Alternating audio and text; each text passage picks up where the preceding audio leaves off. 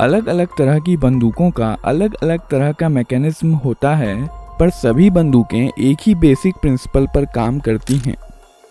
Fully automatic बंदूकों से अलग, जो कि लगातार फायर कर सकती हैं, सेमी ऑटोमेटिक बंदूकें एक बार ट्रिगर दबाने पर एक ही राउंड फायर करती हैं। यह एक 9mm सेमी ऑटोमेटिक पिस्तौल है।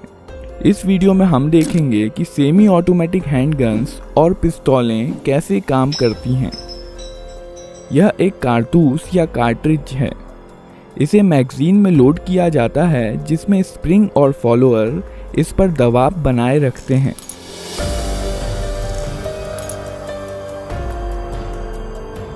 मैगजीन का डिज़ाइन कुछ इस प्रकार का होता है कि कारतूस आगे स्लाइड होकर ही बाहर आ सकता है।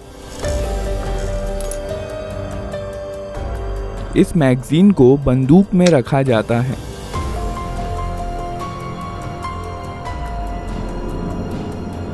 यहाँ पर बंदूक के अंदर के महत्वपूर्ण पार्ट्स दिखाए गए हैं।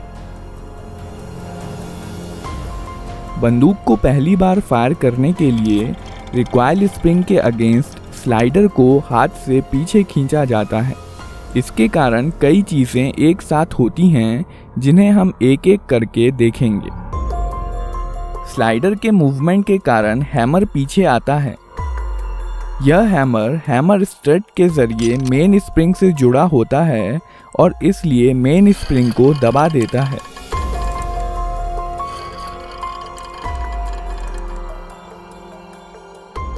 यह सीयर है। यह हैमर के मूवमेंट को कंट्रोल करता है।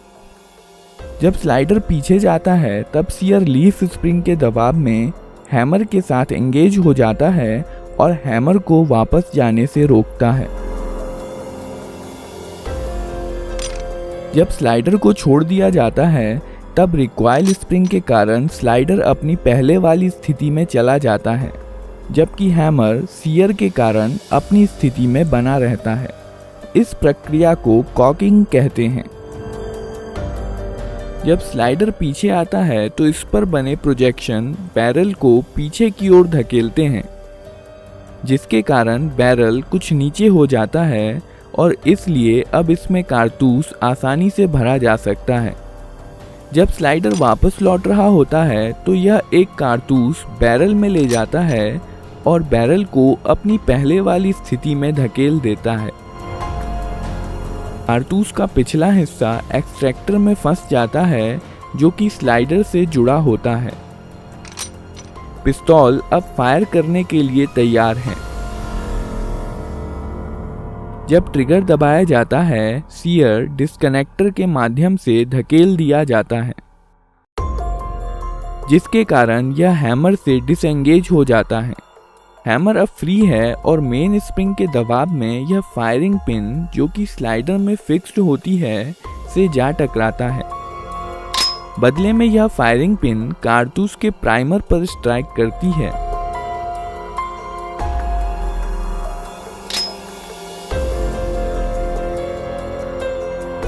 प्राइमर में इम्पैक्ट सेंसिटिव एक्सप्लोजिव होता है, जो फायरिंग पिन के टकराने की वजह से जल जाता है।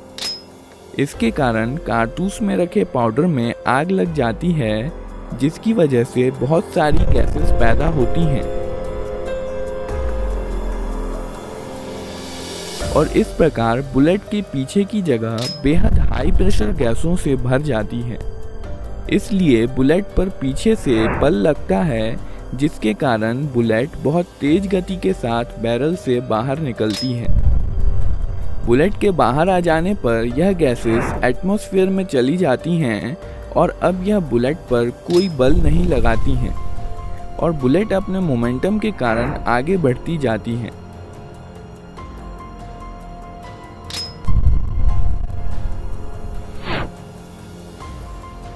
बैरल में कुछ लकीरें और खांचे बने होते हैं, जो आगे बढ़ते समय बुलेट को स्थिरता के लिए घुमा देते हैं। यह गैसें बंदूक पर भी समान और विपरीत बल लगाती हैं, पर चूंकि बंदूक काफ़ी भारी होती है, इसलिए इसका एक्सेलरेशन बुलेट के मुकाबले काफ़ी कम होता है और इसलिए यह पीछे की तरफ ज़्यादा गति प्राप्त नहीं कर पाती। विस्फोट की कुछ एनर्जी स्लाइडर को पीछे धकेलने में इस्तेमाल हो जाती है। केस या खोखा स्लाइडर के साथ पीछे आता है और इजेक्टर की मदद से बाहर निकाल दिया जाता है।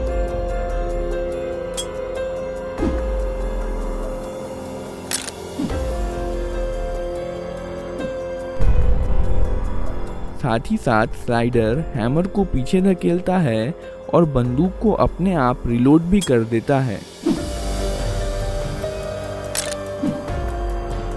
और अब बंदूक अगला राउंड फायर करने के लिए तैयार है।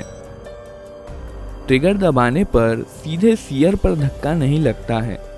सीयर डिस्कनेक्टर की मदद से धकेला जाता है। जब स्लाइडर पीछे की तरफ जाता है तो इस पर बने स्लॉट की मदद से यह डिस्कनेक्टर को नीचे की तरफ खिसका देता है। अब ट्रिगर और सीयर अलग हो गए हैं और इसलिए ट्रिगर दबे होने पर भी सीयर हैमर के साथ एंगेज हो सकता है। जब ट्रिगर छोड़ दिया जाता है तब डिस्कनेक्टर लीफ स्प्रिंग के दबाव के कारण स्लाइडर के स्लॉट में चला जाता है और अब बंदूक फिर से फायर की जा सकती है।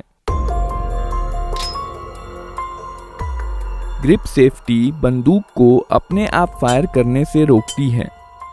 जब बंदूक को हाथ से पकड़ लिया जाता है तभी ट्रिगर डिस्कनेक्टर के जरिए सीयर को मूव कर सकता है।